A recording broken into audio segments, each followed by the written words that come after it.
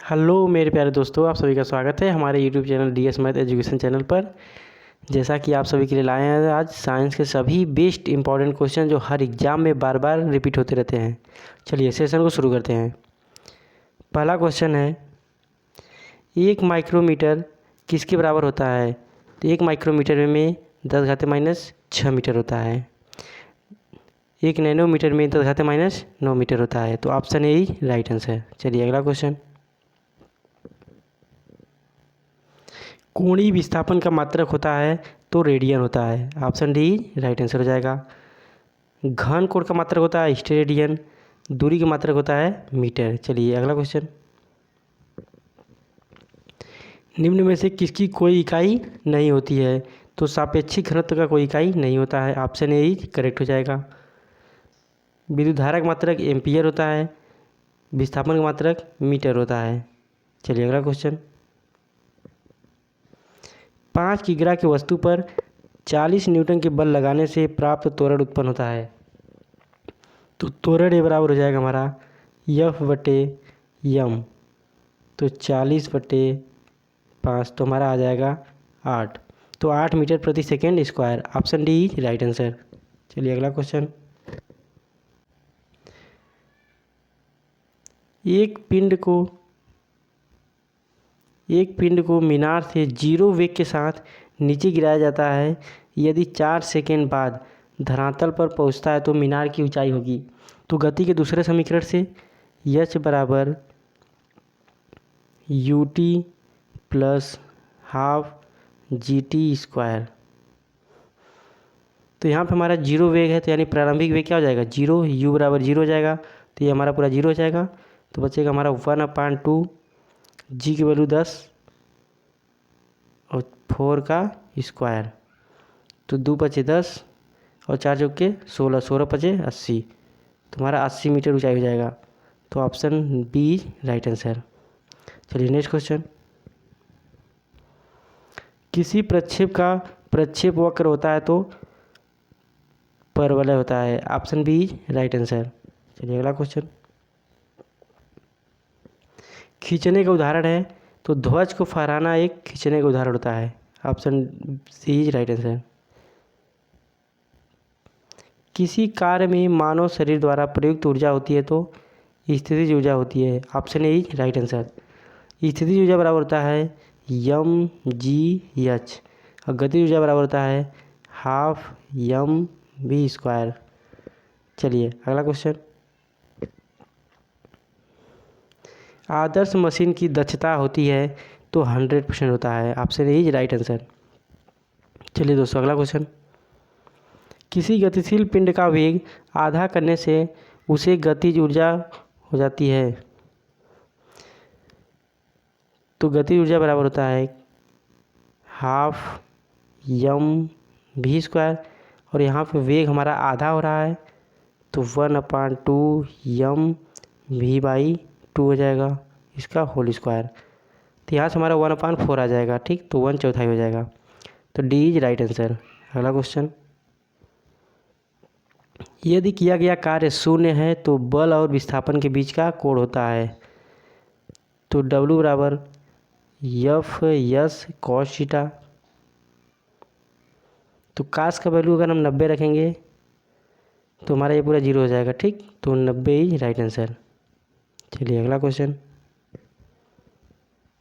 किसी वस्तु पर लगने वाले गुरुत्वाकर्षण बल को कहते हैं भार होता है। Option A is right answer. चलिए अगला क्वेश्चन, पृथ्वी की सतह पर पलायन वेग होता है तो 11.2 किलोमीटर प्रति सेकेंड होता है। पृथ्वी की सतह से यदि कोई वस्तु 11 किलोमीटर प्रति सेकेंड की स्पीड से अगर फेंका जाए तो वह पृथ्वी पर वापस नहीं आता है।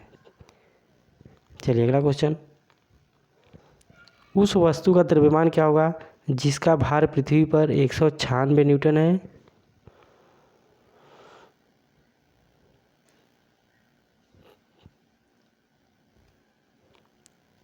द्रव्यमान m बराबर हो जाएगा भार बटे गुरुत्वीय त्वरण। तो 196 बटे 9.8 इसको डिवाइड करेंगे तो हमारा आ जाएगा 20 kg। तो option A he right answer. चलिए अगला क्वेश्चन। एक वृत्ताकार पथ में स्थित गति वाले पिंड की गति को क्या कहते हैं?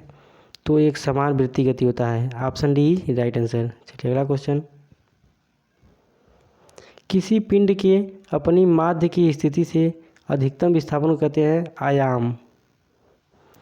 चलिए बी राइट आंसर। अगला क्वेश्चन। सरल लोलक का आवर्तकाल टी है एवं गुरुत्वीय त्वरण जी है, तो हमारा T square proportional to 1/g हो जाएगा। Option D is right answer. चलिए अगला क्वेश्चन। तो दोस्तों हमारा ये कंटेंट कैसे लग रहा है? अगर अच्छा लग रहा हो तो वीडियो को लाइक और सब्सक्राइब जरूर करें। पृथ्वी पर यदि सरल लोलक का आवर्तकाल टी है तो चंद्रमा पर इसका मान होगा करड़ी में 6t हो जाएगा। Option B right answer. चलिए अगला क्वेश्चन। किस सिद्धांत या नियम के आधार पर वस्तुएं पानी में तैरती हैं? तो आर्किमिडीज के सिद्धांत के अनुसार। चलिए अगला क्वेश्चन। किस तापमान पर पानी का घनत्व अधिकतम होता है? तो 4 डिग्री सेल्सियस पे पानी का घनत्व सबसे ज़्यादा होता है और 0 डिग्री सेल्सियस पे बर्फ़ में जमने लगता है। ठीक, चलिए अगला क्वेश्चन। वह स्थिति जिसमें आणविक आकर्षण सबसे अधिक होता है तो ठोस में होता है। Option D right answer. सबसे कम किस में होता है? गैस में होता है। चलिए अगला क्वेश्चन। स्थिर ताप पर गैस का आयतन कम करने से उसका दाब क्या होता है? बढ़ जाता है। ठीक, option A is right answer. अगला क्वेश्चन। बोलोमीटर एक यंत्र है जो मापता है तो विकिरण नापता है, उसमें विकिरण। ठीक है, option C is right answer. चलिए अगला क्वेश्चन। 0.9 एम्पियर की धारा 2 मिनट के लिए विद्युत बल्ब के फिलामेंट द्वारा प्राप्त होती है तो बहने वाला आवेश होगा। तो Q बराबर IT। तो हमारा यहाँ पे 0.9 एम्पियर की धारा बह रही है 2 मिनट तक। 2 मिनट को बदल लेंगे सेकेंड में। ठीक, तो मल्टीप्लाई करेंगे तो आएगा हमारा 6 दूनी 12 120 आएगा हमारा 108 कूलाम। तो ऑप्शन डी राइट आंसर। ठीक, चलिए अगला क्वेश्चन। सितारों में प्लाज्मा बनने का कारण है तो उच्च तापमान होता है। Option D right answer. चलिए अगला क्वेश्चन। रदरफोर्ड के अल्फा कणों के प्रकीर्णन प्रयोग में परिणाम स्वरूप किसकी खोज हुई थी? तो परमाणु के नाभिक की खोज हुई थी। इलेक्ट्रॉन की खोज जे थॉमसन ने किया था, प्रोटॉन का खोज रदरफोर्ड ने और न्यूट्रॉन का खोज जेम्स चैडविक ने किया था। हाँ, तो option A he right answer. अगला क्वेश्चन। एक तत्व का इलेक्ट्रॉनिक विन्यास 2 8 4 है। इस तत्व का नाम हो जाएगा हमारा 8 2 10 4 14, तो सिलिकॉन हो जाएगा। सोडियम परमाणु क्रमांक होता है 11, मैग्नीशियम होता है 12, पोटेशियम होता है 19। तो ऑप्शन सी राइट आंसर। चलिए अगला क्वेश्चन। एक तत्व के परमाणु के नाभिक में 11 प्रोटॉन और 12 न्यूट्रॉन है तो द्रव्यमान हो जाएगा। तो एटॉमिक मास हो जाता है प्रोटॉनों की संख्या प्लस न्यूट्रॉनों की संख्या। तो 11 + 12 हो जाएगा हमारा 23। तो ऑप्शन सी राइट आंसर। अगला क्वेश्चन। एल्युमिनियम का परमाणु द्रव्यमान 27 है। एल्युमिनियम के 54 ग्राम मौजूद अणुओं की संख्या हो जाएगा 54/27, तो आ जाएगा 2। तो option D is right answer. चलिए अगला क्वेश्चन। पीच ब्लेड किससे संबंधित है? तो यूरेनियम से हो जाएगा। Option B is right answer. चलिए अगला क्वेश्चन। अल्फा बीटा गामा किरणों की भेदन क्षमता की अवरोही क्रम है। तो सबसे ज़्यादा हमारा होता है गामा किरण का, उसके बाद बीटा किरण का, उसके बाद अल्फा किरण का होता है। तो option D is right answer. चलिए अगला क्वेश्चन। K2Cr2O7 में Cr की ऑक्सीकरण संख्या होगी। तो पोटेशियम का +1 होता है, ऑक्सीजन का -2 होता है। और मान लेते हैं क्रोमियम का हो जाएगा x। चलिए तो 2 यहाँ 2 गुणे +1 और प्लस का 2x हो जाएगा और प्लस का 7 ऑक्सीजन है, इसका -2 होता है, बराबर हो जाएगा 0। तो 2 एकम 2 और प्लस का यहाँ से हो जाएगा 2x और यहाँ से जाएगा माइनस का 14 तो बराबर 0। तो यहाँ से जाएगा हमारा 2x बराबर 12। तो x बराबर हमारा हो जाएगा 6। ठीक, तो option A is right answer. चलिए अगला क्वेश्चन। आधुनिक आवर्त सारणी में बाएं ओर स्थित एकमात्र गैर धातु कौन सी है? तो हाइड्रोजन है। हाइड्रोजन को आवारा तत्व भी कहते हैं क्योंकि यह प्लस आयन और माइनस आयन दोनों का गुण प्रदर्शित करता है। ठीक, तो option D is right answer. अगला क्वेश्चन। प्याज काटते समय आंखों में जलन पैदा करने वाला यौगिक कौन सा है? तो सल्फर हो जाएगा। Option C is right answer. चलिए अगला क्वेश्चन। पेट्रोल के साथ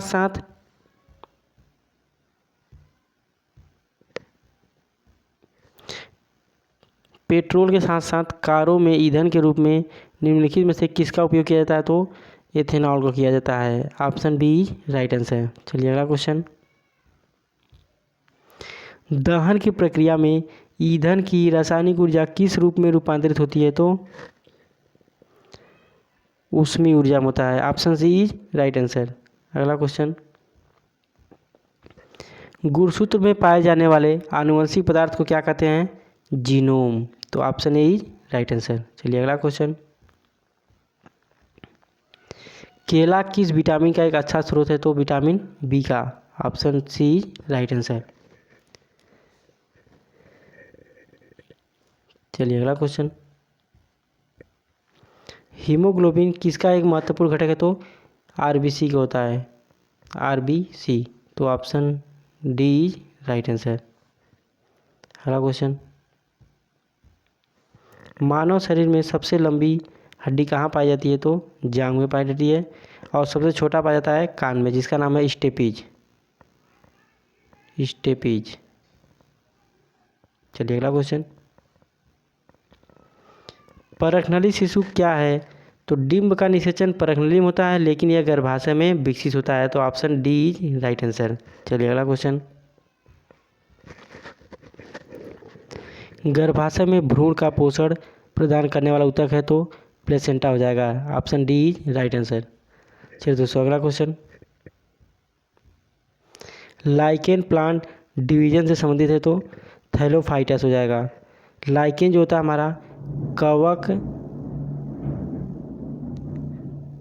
और शैवाल से मिलकर बना होता है।